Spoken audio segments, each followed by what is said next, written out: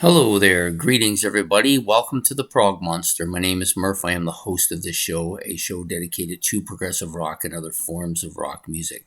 So we're here to do an episode of What's New. And I do apologize. This is going to be a late one. I was out celebrating a couple of things.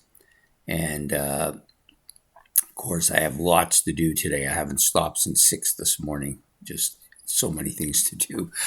However, I wanted to get this video in. I came home a little bit early and listened to this album. I had picked it out earlier, but hadn't had time to do anything with it. So I listened to it, and I actually wasn't sure I wanted to do this album for What's New because I've read a little bit on it. I've seen a couple of previews from other people, and I was thinking this might not be up my alley. But I was going to give it a shot anyways because it got such high ratings from so many people. So the album that we're going to do tonight for What's New is from Dominic Sanderson. It's called Blazing Revelations. Probably many of the people who would watch this kind of stuff would probably have heard of this. Came out on February the 28th of this year. Was recorded at the Close to the Edge studio. Also about 45 minutes in length and engineered pretty much by Joshua Joyner. Okay, so appearing along on the album with Dominic Sanderson, who plays electric guitar, acoustic guitar, vocals, and mellotron, was Tristan Apperl. Did I get that right? Apperl? I think, Apperly. Sorry, that's a Y, not an E. Bass guitar and violin. Jacob Hackett on drums and percussion, Mbia Adeli on mellotron, Hammond organ, clarinet, clavinet, sorry, I'll get this yet, Fender Rhodes piano, and Andy Frizzle on tenor, alto, baritone sax, and some flute as well. Also appearing or as guests on it are Joshua Joyner on percussion and Maximo Piretti on piano. He actually does quite a bit of piano. Actually, there's a couple of piano players, so it's hard to say. They don't list what he plays on. That's fine. These are the people that are on the album. Now, into the album. So we've got 4 tracks. Basically, I think it's kind of a double-sided if it was on a vinyl.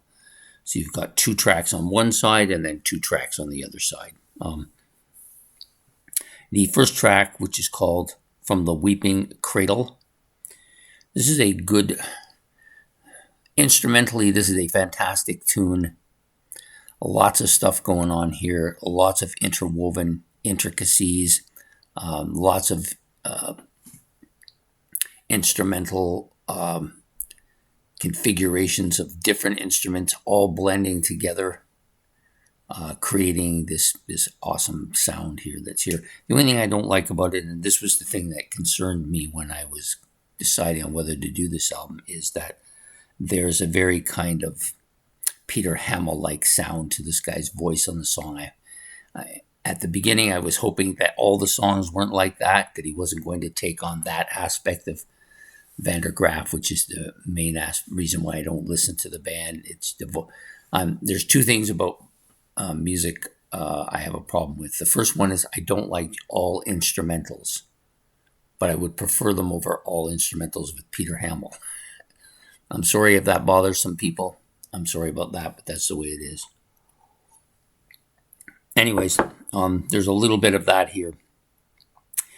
You've got some really catchy keyboard and bass parts on this particular track. Very intricate instrumentation, like I've already said. It's got a more melodic synthesizer part that I like quite a bit in this track as well. Overall, it's very instrumentally. It's kind of a bit of a heavy song too. It's got some heavy parts to it. The guitar soloing is absolutely perfect and got a lot of very detailed parts to it. But the vocals, again, very harsh. Even though they have a smooth sound, but they're harsh at the same time. I don't know if that makes any sense. It doesn't make any sense to me, so why would it be to you? But overall, I just found it very Peter Hamill-ish, his voice for this particular track. It's got a slower, more rhythmic part towards the end. It's got a very clear and very good production to this particular track. So it was good. I didn't give it a very high rating, mostly because the vocals really took it down for me. Probably my least favorite track on the album. The second track is better. It's also a tiny bit shorter. Faithless Folly is the track. This is very slow, melodic, kind of picking with a synthesizer part. Yeah, so the guitar part is slow, melodic, picky-like, and then you have this synthesizer part that kind of open this track, bring it out to you. It's very spacey feel, at least initially anyways. There's this kind of chaotic build-up where there's a whole bunch of stuff going on, builds up to a almost crescendo. And then you got this vocally part that's more marshmallow and more multi-vocal part. So you got a bunch of different vocal parts going on. Now, I assume he does all the vocals on the album and just overdubs them with his own voice. I'm not sure about that. It doesn't indicate anybody else doing any singing on it. The voices kind of sound a little bit different, but if you do them individually and then overdub them, you can achieve that effect. But there's also that vocal intonation that he likes to do. It's more of a voice part on here where he's actually narrating a voice part. Very Hamill-like, Peter Hamill-like, more so than even the first one. But it's very limited. It's just a voice part, so I kind of overlooked it a bit. This particular track has the guitar, and the guitar solo here is very frontal, but also very jazzy. I did like it, though. I have to admit, I liked it. And you've got that kind of spacey synthesizer part with more vocals towards the back part of the song. The song was well constructed. I thought it was good.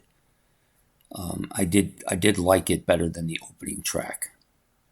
So at this point, I was a little bit more buoyed by it because I thought it was just going to all be the same and it would just gradually reduce to a point where I didn't like it anymore. But it wasn't like that. It built up. So the next track I liked the most on the album. I actually really like this track a lot. It's called The Right of Wrongs. So not spelled like written, but as R-I-T-E. Slow, melodic keyboard synthesizer opening.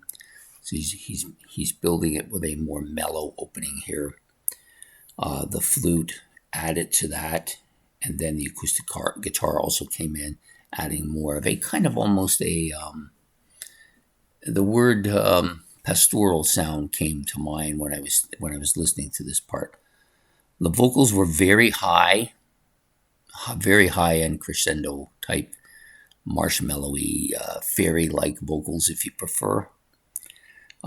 There was some more voice parts here, but they weren't overtly in the song. Like they didn't dominate it like the first track did, which was good.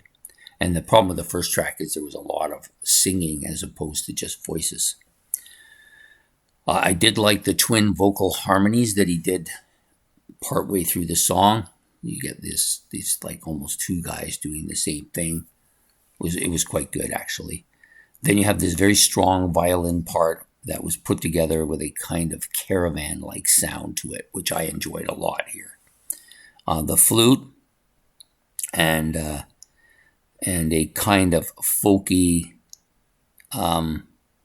feel to it. So this part, by the time you get to this violin part and this almost caravan-like sound, then the flute comes in and adds a more folky feel to the song. I don't know if that makes any sense, but it was quite good. I thought this was a fantastic track, easily the best on the album. I enjoyed it. They'd done more stuff like this. It was also the shortest on the album. It was only just over 6 minutes, and I thought it came across very well. It didn't seem too meandering or anything like that. It was all the instruments were put together in a nice, smooth kind of favorable sound overall. The last track, Lullaby by a Broken Dream. This is probably my second favorite track. It did come down a bit of a notch from the song before, but it was still well above the first side of the album. Got a nice acoustic and synthesizer opening. You got twin high-end vocal parts again that you did towards the end of the last track. I did like that quite a bit. The drums then come in. It starts to build up to the first crescendo, giving it a strong kind of backbone as it's building. The guitar bass riff's quite catchy here. The song does build, like I said, to a crescendo. Then you got this heavy guitar part with a keyboard part. They were kind of interwoven with each other. I heard somebody say that it sounded like it was getting difficult to tell which one was which. I 100% agree with that assessment. That is exactly what was going on. Again, the song builds, and then the guitar part gets heavier, as does the keyboard part, so they just keep building up, and the soloing is quite strong here. I think this is a bit of a mellotron in here too, which is quite intricate and quite catchy as well. And then you get this, it kind of crescendos, and then you get a kind of a voice part, like it's almost a narrative type thing, multi-voice part actually. Like more than 5 or 6 voices all kind of talking at the same time. It's almost like a conversation going on. The crescendo, after the crescendo, you get this kind of piano, nice piano part, which I liked a lot. You get more of that twin vocaling, that caravan sound, I guess is what I'm trying to say. You get this angel-like vocal part where it's kind of singing like angels singing. It's quite nice. Then it builds up again with more of a guitar, becoming more progressive, very heavy, multi-instruments, including the sax. You get a bunch of instruments going here at once, all doing kind of riffing, but at the same time doing lead parts together. Yeah, quite busy, but it wasn't a mismatch, if that makes any sense. It was well intricate and well put together, I think. This is a strong song. Lullaby by the Broken Dream. I like this quite a bit. This whole side was much better. If they'd done all sides like this, I would have probably loved this album. I don't know if I want to get it. I'm trying to debate whether I want to get it. I think it's a good, strong album. Maybe in time I'll be okay with that first track, but that first track kind of knocked it down a bit. But other than that, it's a fantastic album. I could see if I owned this album, it would probably finish. It would probably be a top album for the year for me. I think it will. So more than likely, I will get it. Just thinking about it. That's all. Anyways, there you have it for today's What's New. I apologize for the lateness of it. Dominic Sanderson's Blazing Revelations.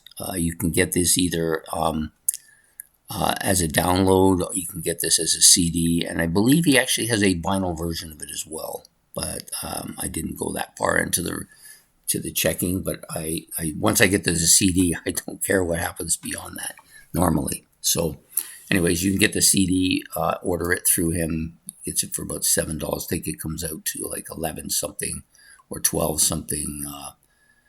I think it's $11, and it comes out to like 13 something. US dollars, and then of course whatever delivery charges. So pretty strong album. I think it ultimately I'll probably try to order it. Anyways, I want to thank you all for tonight for the delay, and we will see you again next week with another album on What's New. So don't forget to hit the like, subscribe, and any comments you might want to make in the comment section, and we'll see you then. Take care and goodbye.